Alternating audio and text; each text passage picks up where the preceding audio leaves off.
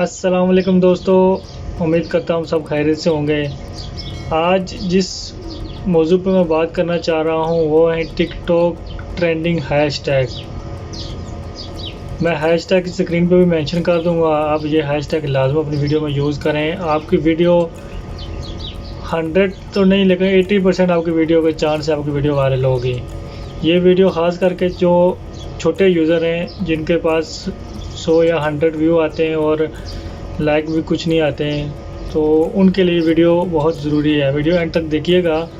मैं आपको चंद हैशटैग बताता हूँ जो आपके वीडियो वायरल करने में बहुत मददगार होंगे।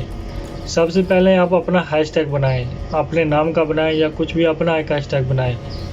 उसके बाद नंबर 2 पे आप क्या करें, फॉर यू मैं आपको मेंशन कर दूंगा साथ में। For your page, trending, TikTok Pakistan, TikTok India, ये 3-4 जो हैशटैग हैं ये अपनी वीडियो में यूज़ करें। आपकी वीडियो मुझे यकीन है कि लाज़िम वायरल होगी। दोस्तों, अगर मेरी वीडियो अच्छी लगी हो तो मेरे चैनल को सब्सक्राइब कर लें ताकि इस तरह की मज़ीद वीडियो अब तक पहुंचती रहें। वीडियो देखने का बहुत शुक्रिया। अल्लाह हाफ़िज़।